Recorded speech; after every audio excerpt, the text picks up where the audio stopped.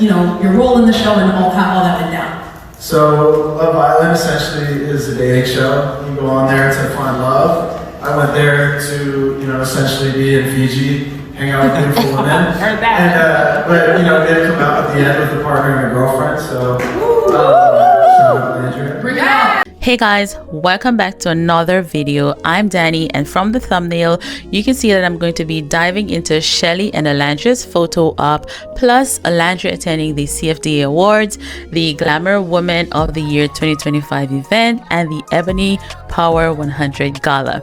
I'm telling you, keeping up with Olandria right now is kind of like a whirlwind. Like, I'm everywhere, liking, sharing, commenting. Like I'm just going from place to place, and there's just so much. I'm overwhelmed in the best way.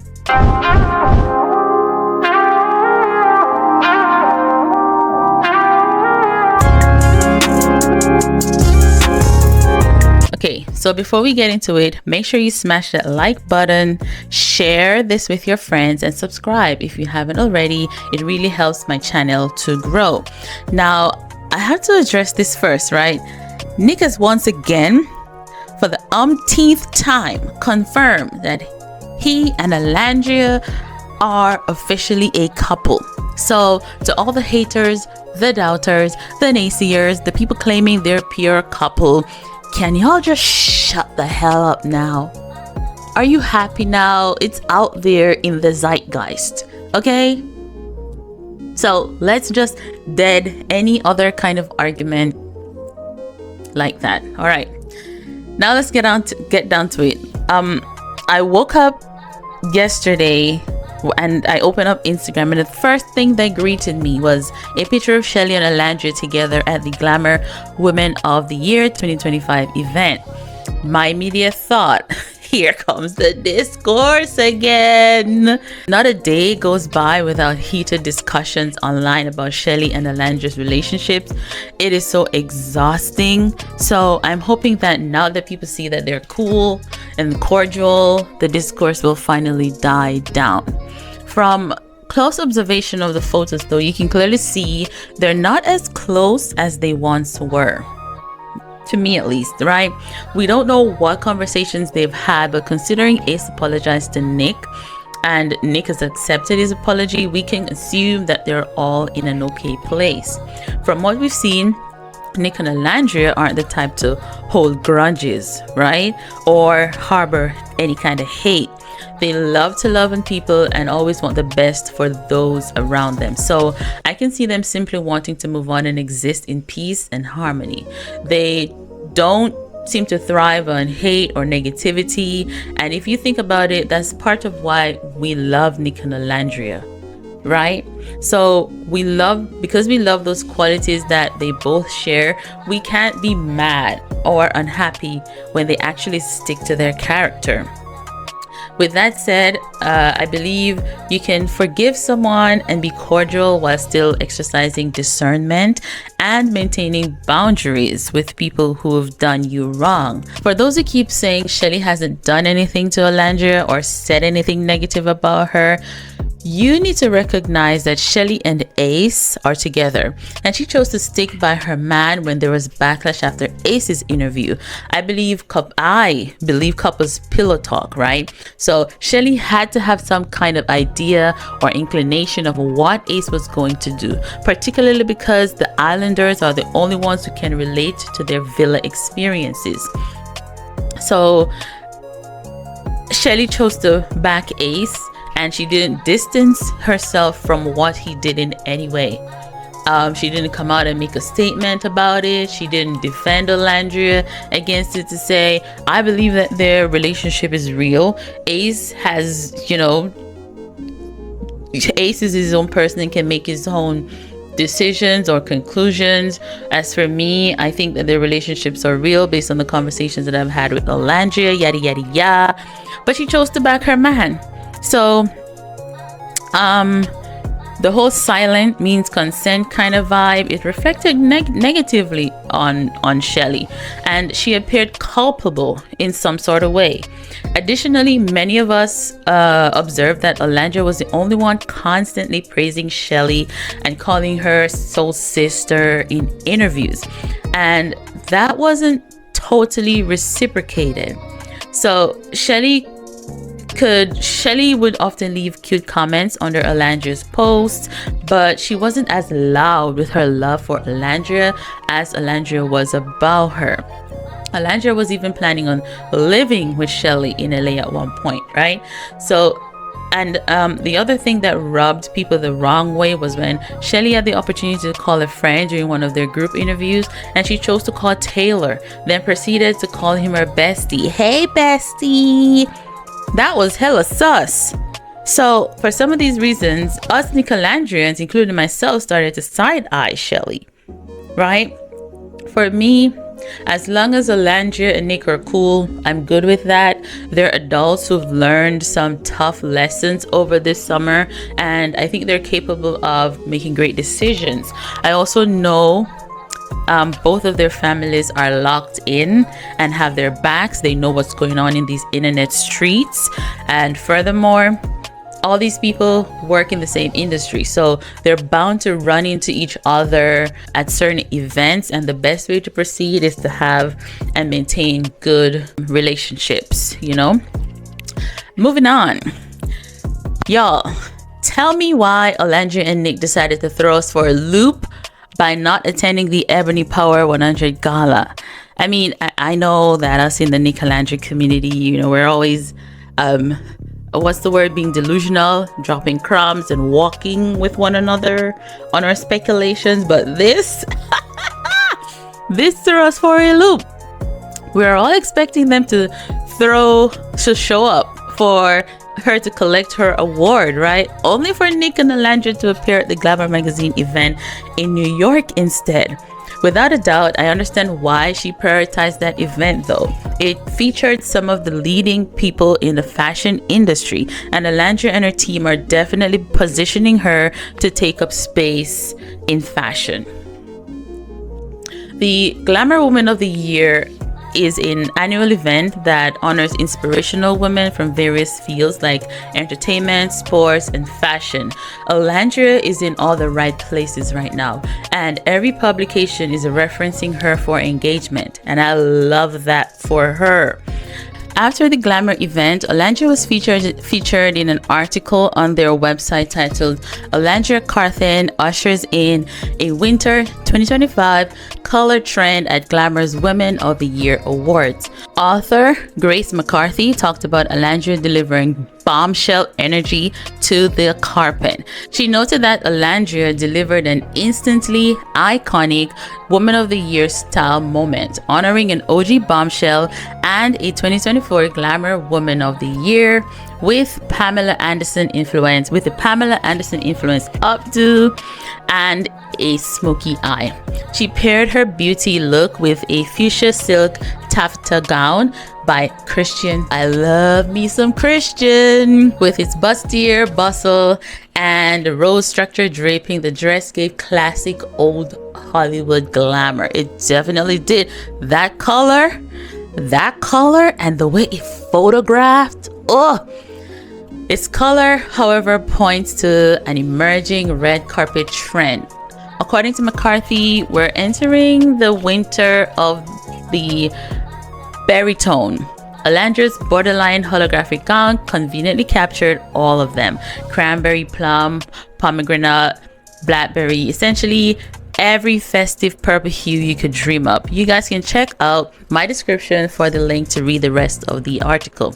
So essentially, Olandria is the new it girl. Clock it. There was another fantastic, heartwarming moment at the event when Olandria met Pat McGrath, the icon, the woman, the mother, as they refer to her.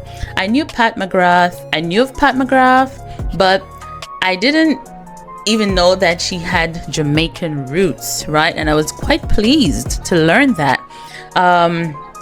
And she has done so much in the world of makeup, creating her own makeup and just like, you know, making leaps and bounds in the industry to the point where she is now, right? She is the icon in makeup, the makeup world. We are here together. We are here in the flesh. And we are so happy. Oh, darling, you are gorgeous.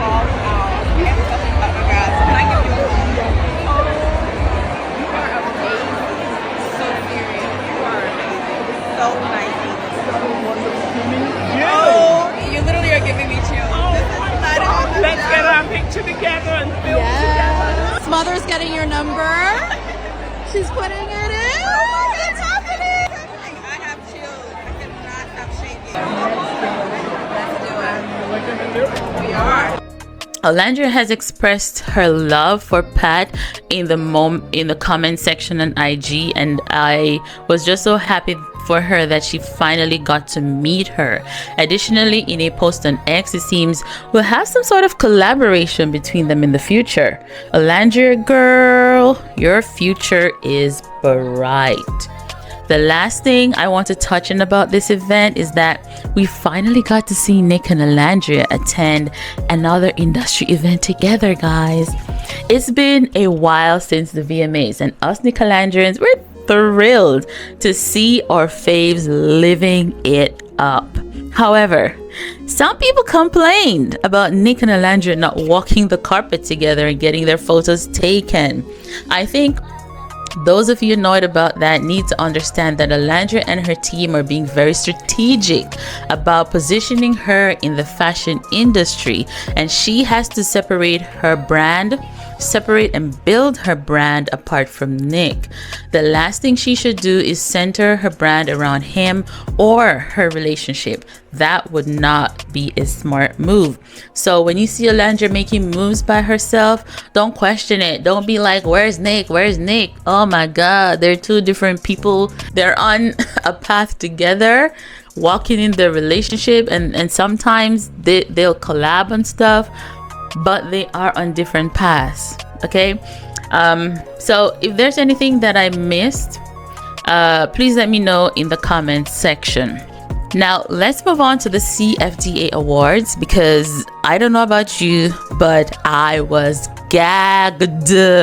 The CFDA Awards, also known as the Oscars of Fashion, is an annual event hosted by the Council of Fashion Designers of America to honor excellence in the American fashion industry.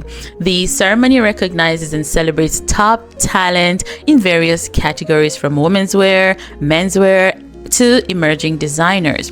The event is considered a major celebration of American fashion, bringing together designers, celebrities, and industry leaders.